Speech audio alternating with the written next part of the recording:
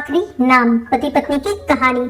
हर दिन बढ़ते जा रहे तलाक के केसेस को ध्यान में रखते हुए कोर्ट के आदेश के अनुसार काउंसलर ने 20 कपल्स को एक सामूहिक मीटिंग में बुलाया। यह काउंसलर कुछ उन चंद समझदार और सक्सेसफुल काउंसलर में से एक थी जिन्होंने कई जोड़ों को यह समझने में मदद की थी कि वह कितनी बड़ी गलती करने जा रहे हैं और कई शादियों को टूटने से भी रोक लिया था। इस मीटिंग में आने वाले सभी कपल्स के दिमाग में यही चल रहा था कि उनके घर वाले बड़े बुजुर्ग जिस बात को नहीं रोक पा रहे थे उसे रोकने के लिए ये काउंसलर क्या ही कर लेगी। मीटिंग की शुरुआत होते ही काउंसलर ने कहा कि मैं आपको वही सारी बातें रिपीट नहीं करूंगी जो आपने अपने रिश्तेदारों, दोस्तों या अपने शुभचिंतकों से सुन रखी होगी। मैं आपको एक गेम खिलाऊंगी। उसने सभी जोड़ों को ध्यान से देखा और बाद में एक महिला को अपने पास आने के लिए कहा। जब वो महिला उसके पास आई तो उसने एक चौक देकर पास वाले ब्लैक बोर्ड पर अपने सबसे करीबी 25 लोगों के नाम लिखने के लिए कहा। महिला ने सबसे पहले अपने बेटे का, फिर माँ बाप का और बाद में रिश्तेदारों और दोस्तों और फिर सहकर्मियों के नाम को लिखने के बाद 25वां नाम अपने पति का लिखा।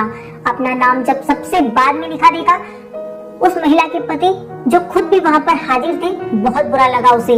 मन ही मन सोचने लगा कि अच्छा हुआ कि मैं इसे तलाक देने जा रहा हूँ, मेरा फैसला गलत नहीं था। काउंसलर ने महिला से कहा कि अब आप 10 लोगों के नाम हटा दीजिए जिन्होंने आपको आपके जीवन में सबसे कम साथ दिया हो या कम साथ दे सकते हैं। महिला ने कुछ सेकंड सोचने के बाद अपने सहकर्मी और कुछ दोस्तों के नाम हटा दिए। इस गेम को न केवल वो महिला खेल रही थी बल्कि इस मीटिंग में आए हर वह पति पत्नी भी मन ही मन में खेल रहे थे, क्योंकि वह भी उसी परिस्थिति में थे जिस परिस्थिति में वह महिला थी। काउंसलर ने फिर से एक बार उस महिला को 10 और नाम मिटाने के लिए कहा। इस बार महिला काफी सोच में पड़ गई। 3-4 मिनट सोचने के बाद उसने अपने बाकी बचे दोस्त और रिश्तेदारों के नाम मिटा दिए। अब केवल 5 नाम बचे थे। उसमें उसके माँ बाप और 2 बच्चों के नाम के साथ साथ उसके पति का नाम भी था। हर कोई यह देखकर हैरान था कि सबसे आखिरी में अपने पति का नाम लिखने के बाद भी उस महिला ने दोनों बार जब 10-10 नामों को मिटाने के लिए कहा गया तो उसने अपने पति के नाम को नहीं मिटाया। काउंसलर ने अब उस महिला की तरफ देखा और बोली कि आपको 2 नाम और मिटाने होंगे। महिला अब दुविधा में थी। वह काउंसलर की तरफ ऐसे देख रही थी जैसे कह रही हो कि मेरे साथ ऐसा जुल्म मत करो। काफी समय लेने के बाद जब महिला ने 2 नाम और मिटाए तो उसकी आंखों में आंसू थे, क्योंकि वो नाम उसके माता पिता के थे। मीटिंग में आए सभी लोग इस घटना को बड़े ध्यान से देख रहे थे। उन्हें इस हर बार आश्चर्य हो रहा था, लेकिन इस बार कुछ ज्यादा ही हुआ, क्योंकि सब मान रहे थे कि जब साथ देने की बात हो तो कोई भी व्यक्ति अपने माता पिता का नाम नहीं मिटा सकता। काउंसलर यहीं पर नहीं रुकी। उसने उस महिला से कहा कि एक आखिरी बार 2 और नाम मिटा दीजिए। महिला की हालत ऐसी हो गई थी जैसे कोई उसे सजा दे रहा हो। अब की बार उसने काउंसलर से मना कर दिया कि वह इस गेम को और ज्यादा नहीं खेल सकती। काउंसलर ने उसे समझाया कि आपको सिर्फ नाम मिटाने हैं और यह एक गेम है, इससे ज्यादा और कुछ भी नहीं। जैसे तैसे काउंसलर ने उस महिला को 2 और नाम मिटाने के लिए मना ही लिया। कांपते हुए हाथों से महिला ने जब अपने दोनों बच्चों का नाम मिटाया तो वह फूट फूट कर रोने लगी। उस महिला के पति के साथ साथ वहां आए सभी लोग दंग रह गए।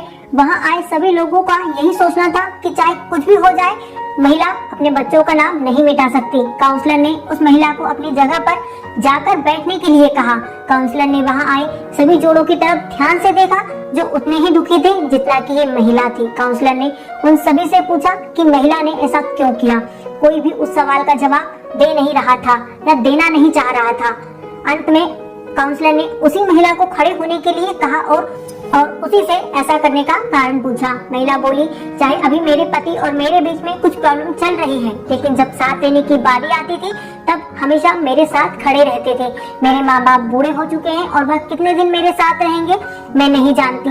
मेरे बच्चे बड़े होने के बाद हमेशा मेरा साथ रहेंगे इसकी भी कोई गारंटी नहीं है, लेकिन हमारे बीच इतना कुछ होने के बाद भी मेरे पति ने मुझसे कहा है कि वह अलग होने के बाद भी जब भी जरूरत होगी तब मेरा साथ देंगे। महिला बोली, हम पता नहीं क्यों तलाक तक पहुंच गए।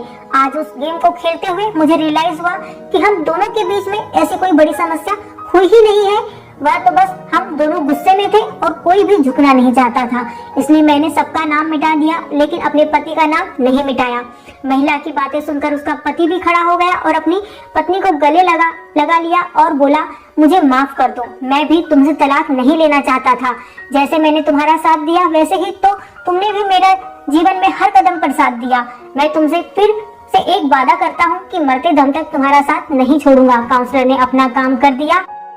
उसने वहां आए हर एक जोड़े को यह सोचने के लिए मजबूर कर दिया था कि जो वह करने जा रहे हैं कहीं वह अपने झूठे अहंकार और गुस्से की वजह से तो नहीं, कहीं वह अपने साथी के साथ कोई अन्याय तो नहीं कर रहे हैं। दोस्तों, आपको ये कहानी कैसी लगी जरूर कमेंट में बताइएगा, और अगर आपको ये कहानी अच्छी लगी तो please like share and subscribe जरूर करें। जय हिंद, जय भारत। फिर मिलेंगे अगली कहानी के साथ दोस्तों। वंदे मातरम।